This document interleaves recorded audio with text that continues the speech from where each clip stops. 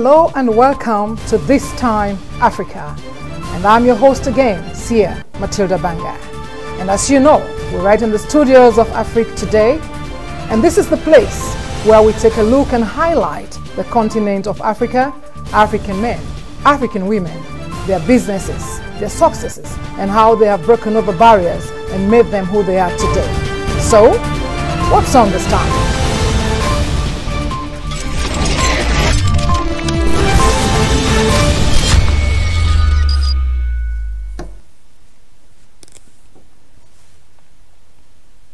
Today the clock takes us to Cameroon, where I am honored to meet Dr. Salifou Bishop, who is a medical director and a chief surgeon here in Baltimore County at Loving Pet Care Hospital.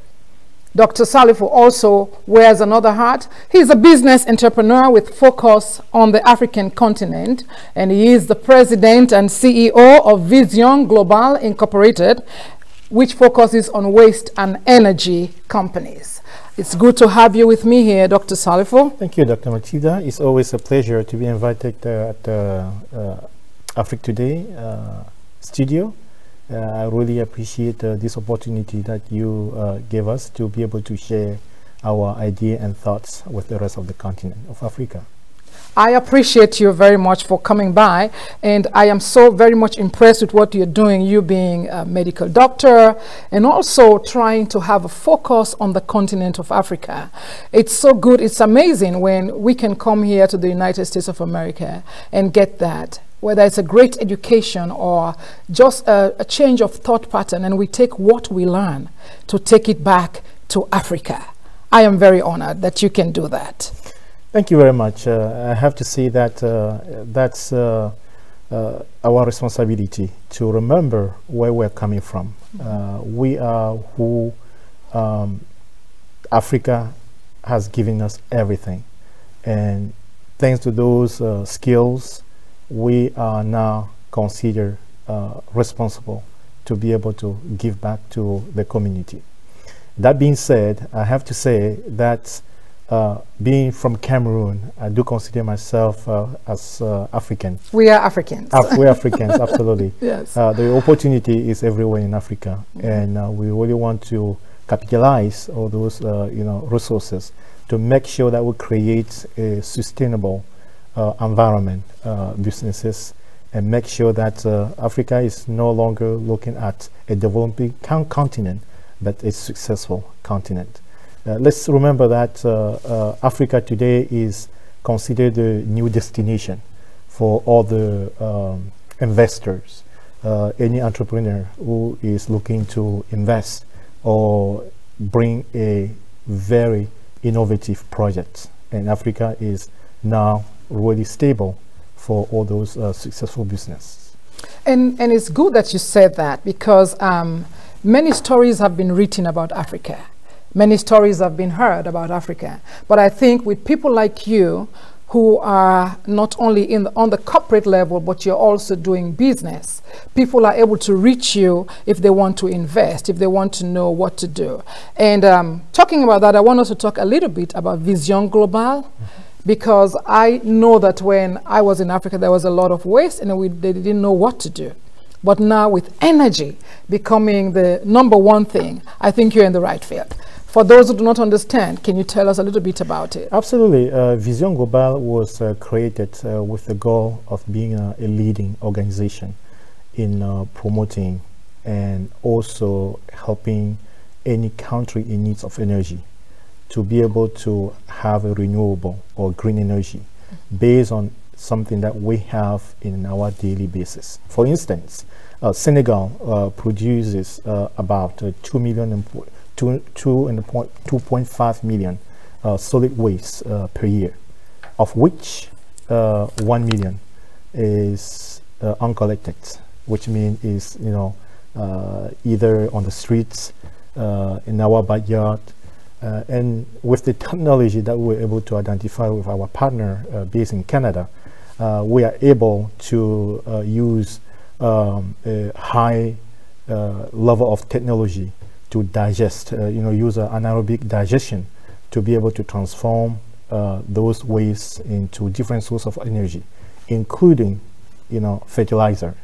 So Senegal is again our first step, knowing that Senegal offers us a very stable political environment. Yes. That's part of the big ingredient, for investors. Stability, which again we hope that all our other African countries will definitely foresee that and consider taking that seriously, so that all the technology that we have here, or what we develop here in North America, we can actually bring it back to Africa and be able to create a healthy and wealthy economy for Africa in the future. And it's very important that you say that, because and I'm glad that most of our viewers are going to be from Africa to see that when we have a peaceful, stable, democratic government, or when the situation looks like in the country there's no conflict, everybody begins to think about how we can develop Africa, our country's number one, and we become we prioritize the fact that we're Africans and how we can contribute. When we take a look at that, then we can bring all of these things you're talking about, just like you're doing in Senegal. You can now bring renewable energy, you can now bring investors, you can try to raise the economic bar. So what are your thoughts about economic empowerment as far as it relates to the future of Africa? I think, as I mentioned in the beginning, Africa has all the resources, and I think it's also time now to stop shipping all our products, overseas, when we can actually bring in technology that can transform, locally everything that Africa has as, I would say, primary resources. And also education, it goes hand to hand to any successful and sustainable economic environment that you want to create in the country. We want to also make sure that our educational system focuses on the entrepreneurship. I think it's also time to really make sure that the youth understand that going to look for a job, that's not a bad idea, but creating a job is actually the way to go. And that being said, there are so many areas that we can talk all night long about those areas. It just really takes a vision to identify the type of product that is needed at the right time. And again, our job and responsibility here being abroad is to encourage the youth in every African country to understand that hope must not be lost. There's always time, and the right time, really to continue working hard and really hope for the best. We understand the political situation that that cannot last forever. Yeah, it's not a deterrent at all. Absolutely. It's not a deterrent, because things are bound to change. And the reason why I am hopeful is because we have people like you who have done it.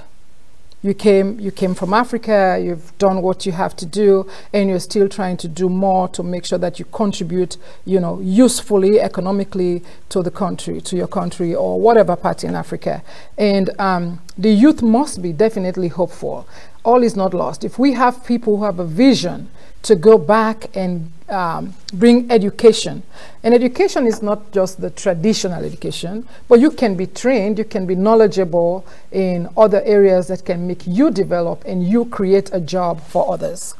Absolutely. And in addition to that, Dr. Matilda, I have to say that a project that is to be successful has to come from a holistic approach. Yes. With a collaborative effort. Nowadays, there's no such a project that will be successful where you have a single man that's running the show.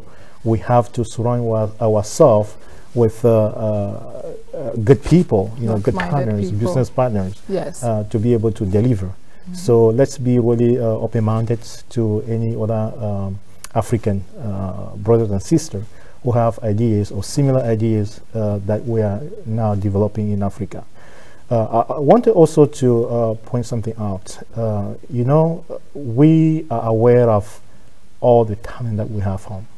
and it will be very difficult for us to try to change the policy in place, but it's time now to really stop all the talk and act. And do the work. And do the work. And do the work. And that being said, we know for sure that youth back home, they are incredibly talented. Yes. They have ideas, but we want them to be to have a great approach with any idea that they have, and not really be discouraged with anything going on.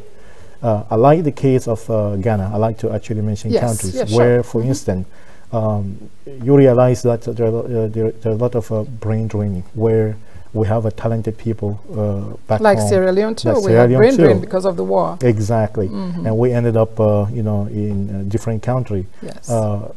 What Ghana is doing right now is, or Ghana, the Ghanaian government is trying to match the, you know, all the opportunity, all the wages that people would get working, you know, doctors, engineers, lawyers, working abroad, to what they will offer them if they were to come back. If they were home, yes. Exactly. Yes. And I think that's an excellent idea and example to copy for other African countries, so that together, you know, we can make sure that our countries and continent become the world leader in terms of opportunities.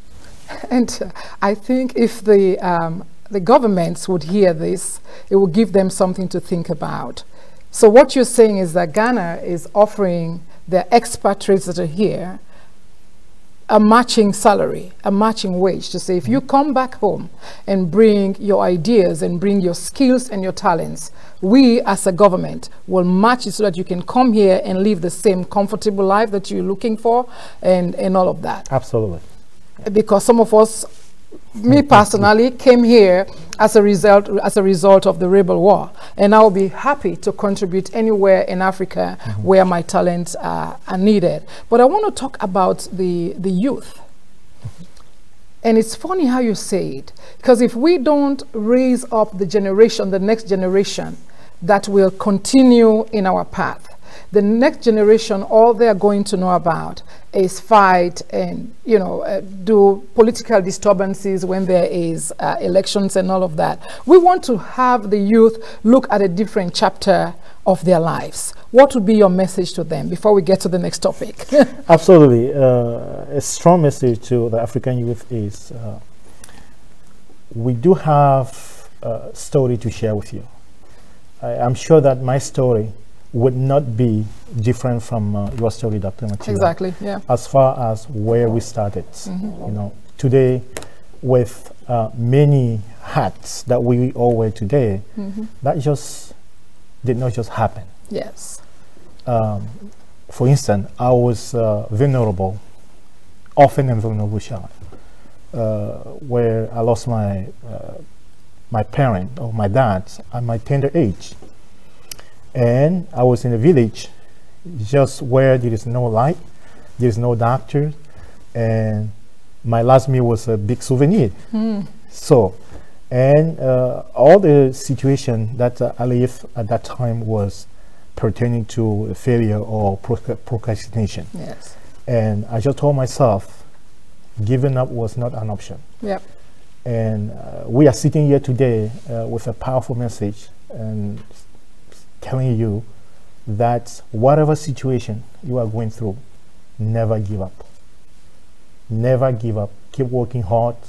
You will be asking yourself, there is no opportunity, but God has a plan not only for each of us, but for our continent.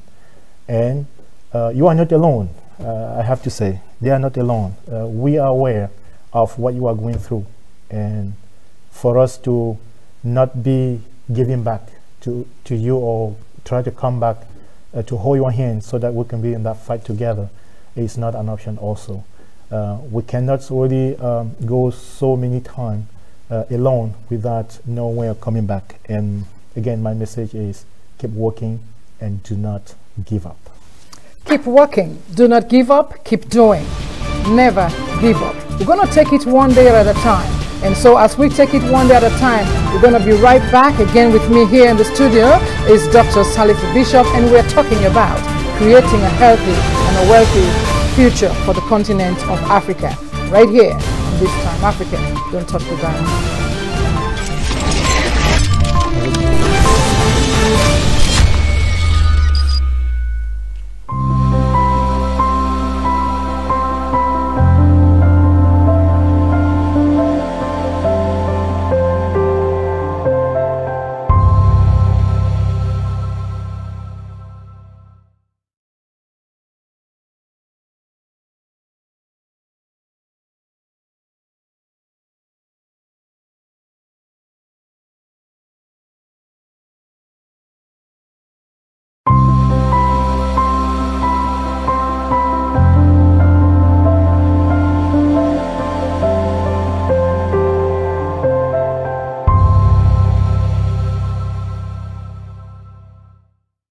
Africa Today presents Diaspora Business Network, Friday, March 22nd from 6 to 9 p.m. Silver Spring Civic Building. Theme, African Diaspora, Business and Media. If you're an entrepreneur or have a nonprofit organization, this is the place you need to be. Silver Spring Civic Building, One Veteran Plaza, Silver Spring, Maryland, on March 22nd at 6 p.m. Get your free ticket today at event.africtoday.com.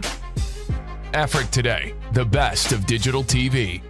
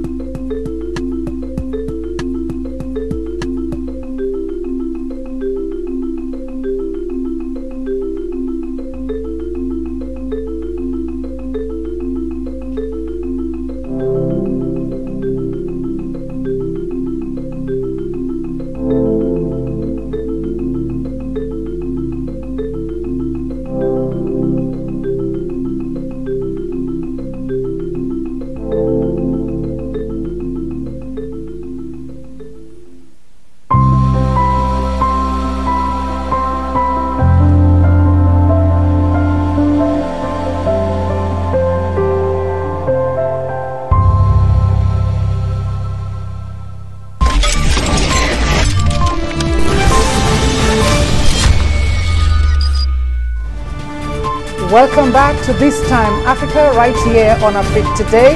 And we are back again talking with businessmen and entrepreneurs and successful businessmen and how they have overcome the hurdles.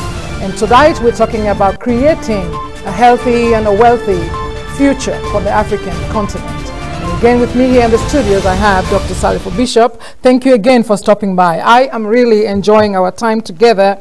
You know, for the viewers and listeners, Dr. Salifu describes himself as a vehicle for many philanthropic projects, especially surrounding health and education.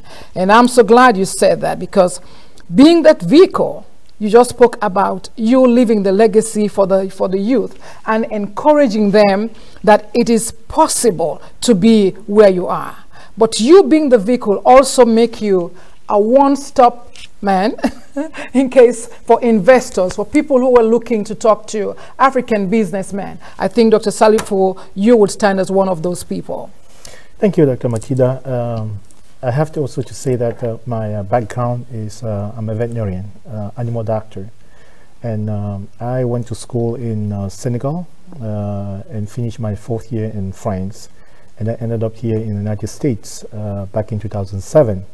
Where it took me additional 4 years to become to have a U.S. license and to be able to practice and operate here as a surgeon.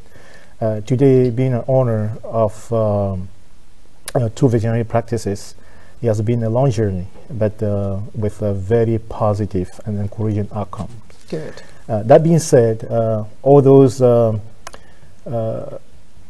technology and science that we receive in this country, there is no way that we cannot remember where we are coming from. And again, being from Cameroon but went to school in Senegal, I have the obligation to make sure that the school that trained me initially is able, at least the students that are going to that school are able to at least have 2/3 of the new technology in the veterinary medicine. That being said, I did not hesitate, along with other partners, business partners, to reach out to veterinary school in Dakar and suggest that bringing them a referral veterinary hospital for the first time in African continent.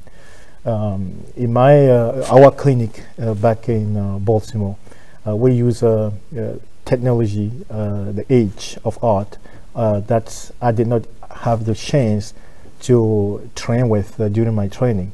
And for me, it was an obligation again to bring this technology back to this school that's gave us everything. In Senegal? In Senegal, wow, absolutely. Okay. So the hospital is going to be built by the end of this year, but we already started some clinical work along with, again, as I say, with some American veterinarians.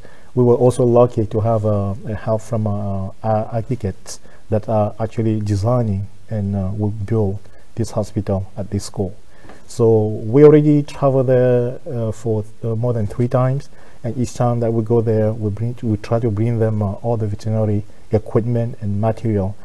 We perform also surgery during our trip, and also talk with these youth that's again looking up to us, trying to improve themselves. And I always tell them, don't give up. We are here to help. You are not alone. Great, great, great. You are a very busy man. So it's amazing though. You have 2 vet clinics here. And I know that that was not easy. You went through all those challenges, but you did not just stop there. You went back to Africa, to Senegal, and now you've instituted and you're trying to build a hospital there, a vet hospital. That's correct. But in the meantime, you are still doing some surgery here and there on the. How is the response of the people? How do they feel about you, their son just coming back and doing this? Well, the project was extremely welcomed by the school director, by my other professors, and also fellow veterinarian. Because, as I said, it's an obligation. There's no way that we can go and have a good night of sleep, knowing that the school that's initially trained you is struggling to have material. Yeah. And let's also put in mind that the students that are going to that school, I want them to see, that they have chosen a great career, and they should not really be discouraged by the lack of equipment or material. Okay, yeah. We want to make sure that they can have that dream also to be able to practice anywhere in the world, but they have to be well equipped. That's where the dream is coming from. I cannot do this alone. Yes, I was going to ask you really, what are the partners, the people that you're working with, and of course the government also there in Senegal, I'm sure, must have opened its arms to you so that you can do this. Yes, again, the environment is very welcoming and very trustworthy. And we talk about this every day, where there are other countries that you even want to give your time, want to give back, but there is so much obstruction that is bureaucracy is just so really difficult. But that being said, we will always try, because it's our responsibility to let them know that we can change. We cannot wait for the change to happen. We should definitely work toward the change. I think we should be the change. Yeah. Because when we become the change, then people will see us as the light that they can emulate. We should be a reflection of somebody that was born in Africa, that came out, or even stayed in Africa and did something, contributed to the community, and also empowered other people. I think we should definitely be that change. I want to ask you this question. Most people think that when you do stuff for Africa and you're in America or you are in any other third world, other developed country, they always feel like you are doing this because you have an interest in politics. Is that the case? Yes and no. I'm sorry, I had to just drop it like that. Absolutely. This time, Africa, we talk about everything. Yes, because, a good political environment, a good practice of democracy is the ingredient of the success of everything that we want to do. In addition to that, we want to make sure that we have a healthy population. We can have all the knowledge, all the technology available, but if our youth or population is not healthy enough to handle all the challenges, it will be, all our efforts would not really reach its goal.